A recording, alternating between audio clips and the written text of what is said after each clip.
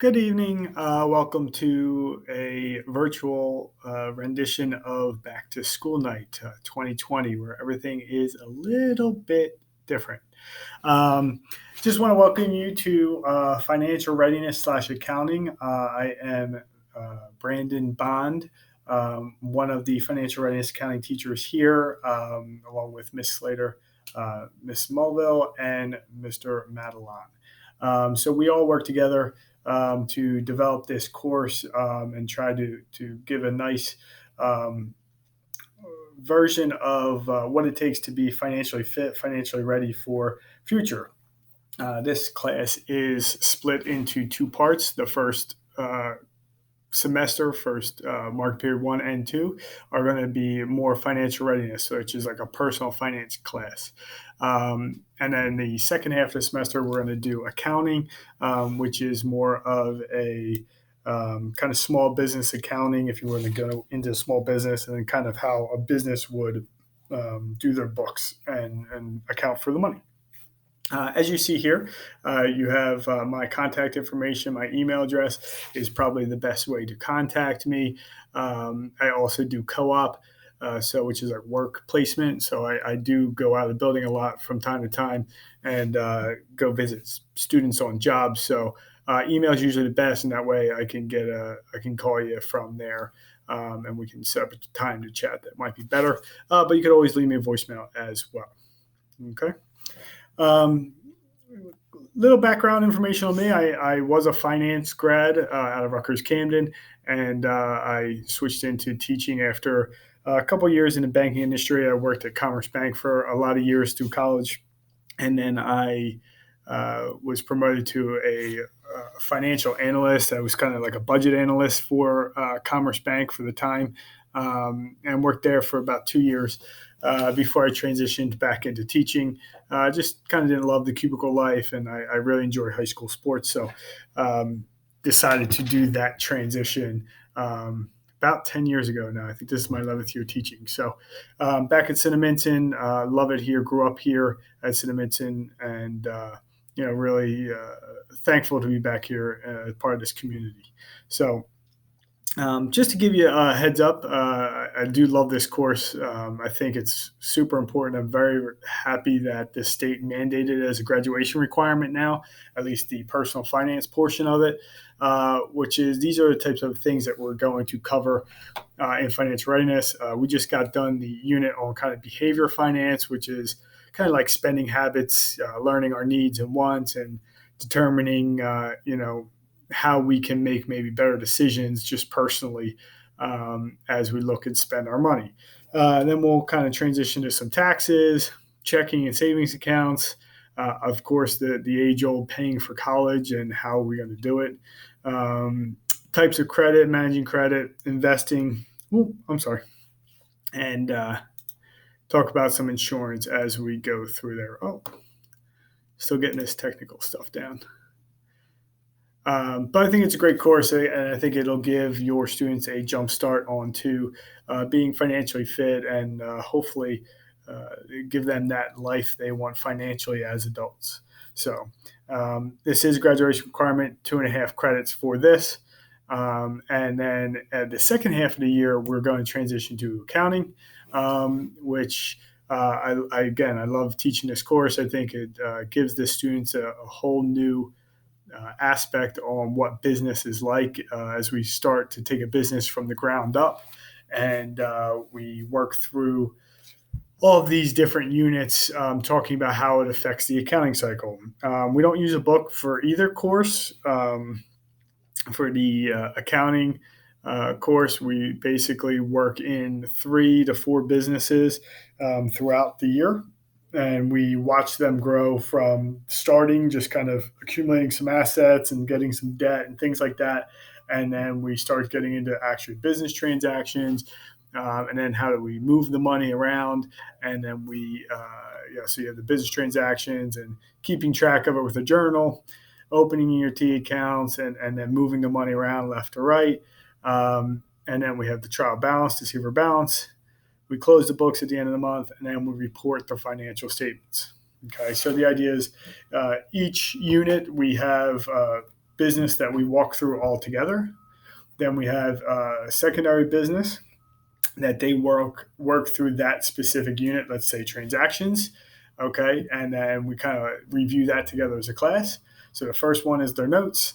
Second one, they kind of practice a little bit and we review. And the third one, they kind of do as classwork, and then they turn it in for grade feedback. And then we'll have like a fourth problem that's more of like their quiz or their test for that unit as they go through. And then what we'll do is we'll kind of teach a new concept, let's say the general journal, and we'll go all the way back to the first company and we'll look at how that part of the cycle is taught. And then we'll kind of do the same thing. The second problem they practice, the third problem they do on their own, hand in, fourth problem, your quiz. So it kind of works like that as we go through the entire accounting cycle and report the financial information. So good course. Again, no book. We kind of just developed it over the years between the teachers in the department. One thing I think that's really important to note for any accounting majors, this scholarship is $7,000 a year for 4 years. I think it's a great scholarship. I've now taught this course for, I think, 6 years, and I've had 3 people get awarded the scholarship. It's pretty prestigious, tough to do. There's some high requirements for it, but it's a pretty big scholarship. So you just have to major in accounting, and it's put on by the New Jersey CPA Society. So definitely a good opportunity for anybody that wants to be an accountant in the future. From there, really just want to talk, obviously, in the world of COVID and virtual learning. Make sure that you guys have seen this. This is the course syllabus. You did sign it, so hopefully you read through it a little bit, but just kind of give some different class expectations, different rules, making sure students are being academically honest. I think that's the biggest thing with virtual learning here is it's very easy for them to cheat. We as teachers know it. They know it as students. Again, but it doesn't really help anybody. So just kind of encouraging them to make sure they're doing their own work. Definitely staying up on their work. I know this course has a lot of assignments, a lot of mini assignments, mini questions, participation, worksheets, things like that, videos to watch and respond to. If they kind of start getting behind, it could really bog them down grade-wise, work-wise. So they really have to make sure that they're focused and they're paying attention, they're staying up on these things. Otherwise, could really come back to haunt them there. But grading is basically a total point system, so everything's going to have its points associated with it, and depending on how they do, it just all rolls into one major point system. So it's not haven't been too many issues with that. Other than that, really, I think the students have been fantastic so far with virtual learning. I do have this virtual learning expectations that was on the back side of that syllabus that hopefully you read through and understand, and your students understand.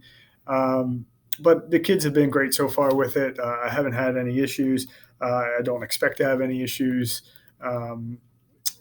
But, just to make yourself familiar with the typical things, they are supposed to be in virtually and logged on virtually at the time of class. They're supposed to maintain virtual learning until the class is ended and I dismiss you, and they're supposed to be have their cameras on and be out of bed and, kind of participating just as if they were in front of us. So a good space for them to be, a good environment would be great if they have one to go to, a nice desk, quiet place that they can kind of focus is fantastic, but we're all making do. We're all figuring it out as we go. And, but so far I think so good, right? Is what's to be best expected. So, again, if anyone has any problems, any questions, please feel free to reach out. Again, I'll just kind of flash this stuff up here again for you, my contact information. But, really looking forward to a great year. This is a great course that I teach. I love teaching it. All the teachers are great here that teach this course. So could be really, really good things for them to learn, and encourage these conversations with your students. Okay, your son or daughter. Talk to them about the financial decisions you make as an adult.